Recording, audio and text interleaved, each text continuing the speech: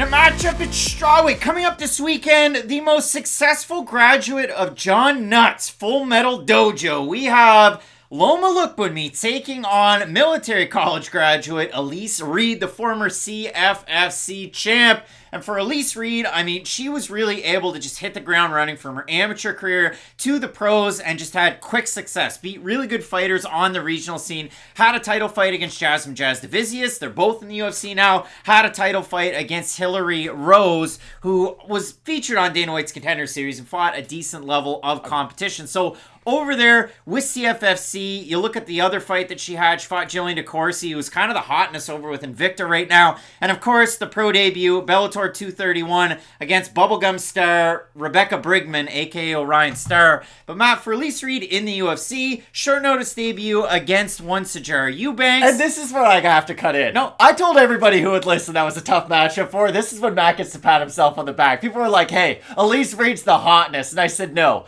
There's an older lady in the division named Sijara Eubanks who can grapple with the best of them. And she looked really good in that performance, but that was a weird matchup. Like, that's what we speak about, just people making their debuts in the UFC. Not that Sijara Eubanks is the greatest fighter of all time, but that was a big step up in competition for Elise Reed. It was a bridge too soon, and it was really short notice. So then Reed goes out, enemy territory, fights in the UK against Corey McKenna, beats her by split decision. Weird the fact that a judge gave 2 rounds to McKenna. She loses to Sam Hughes, then her last time out beats Melissa Martinez. Matt, I have this to say about Elise Reed.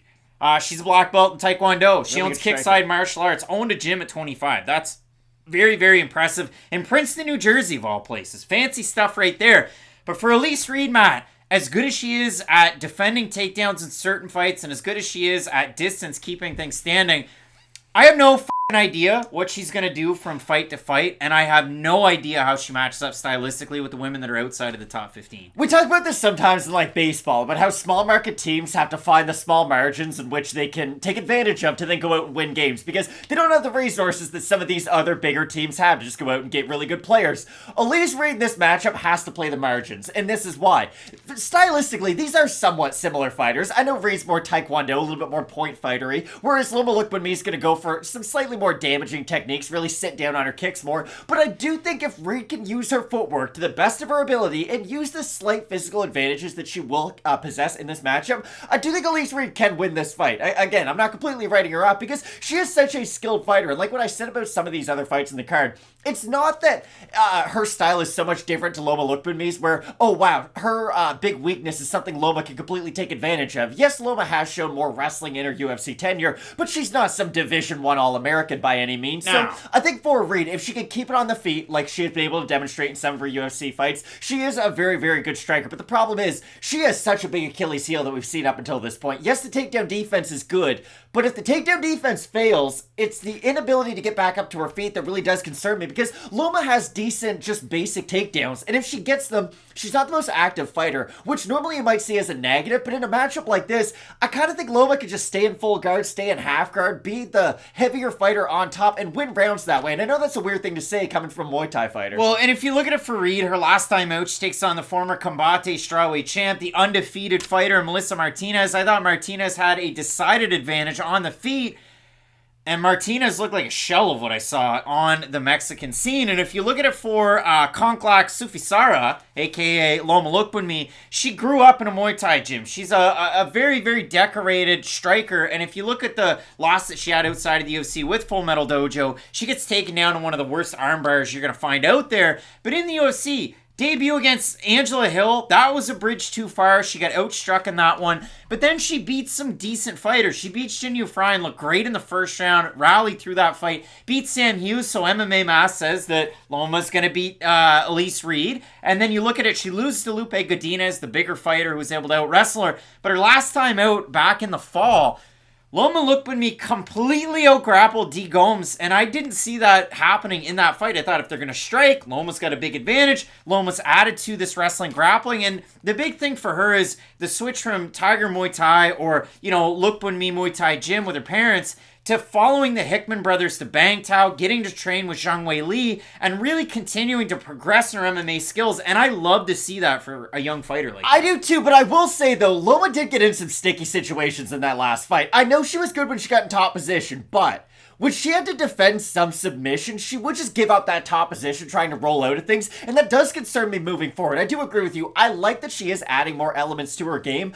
I just don't know if those elements at this point have been brought up to speed to where her striking is, because I do think that there were some skills shown in her last fight that some future opponents could take advantage of. Like, I'm trying to think, like, Sam Hughes isn't a great example, but even think about Corey McKenna, because she's looked better as of late. Like, her submissions are at the level to where if she could get Lookboonmee down, you would think, okay, maybe she could continue to threaten and just stay in that top position from that. That's the only thing about Lookboonmee's grappling that does concern me. Yeah, if you want to go by the numbers, negative strike differential for Elise Reed, and for Lookboonmee over Reed, 4.21 strikes landed per minute to 2.77 for Reed. So Lookboonmee, the more offensive fighter with her output. We have a look at the odds. Lookboonmee is a pretty big favorite in the matchup. She's almost a 3-1 favorite. We have a look at the Tapology votes. Surprise to us as they are to you. I think the fans are going to go along with the favorite in the matchup in Lookboonmee, so I'm going to say over under 80% Lookboonmee. I think they'll be under. I think they're going to be under in this one. They're over 671 total votes, 88% Lookboonmee,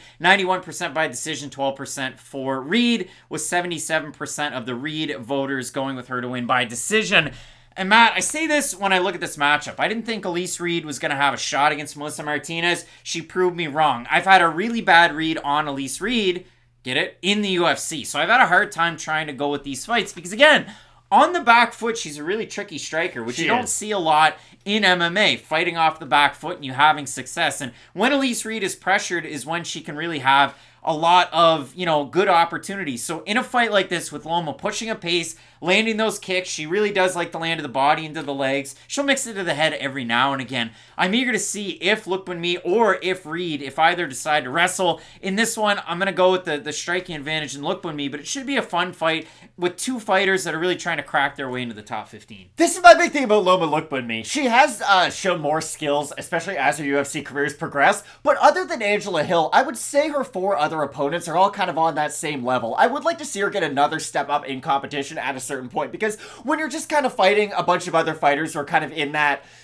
debut level, let's just call it, or in around that part where you're just a 500 fighter, we're not really learning that much about you fight in and fight out. It would be nice to see Lookboonmee get another step up in competition if she is able to beat Reed, but I agree with you. I've also got Loma. Both of us going with Lookboonmee to get the win. Can Elise Reed shock the world? Let us know down below in the comments section who you have. UFC 284 headline by Makhachev versus Volkanovski. You're not going to want to miss. Keep it locked in with Fight Night Picks. We always say, let's get into it.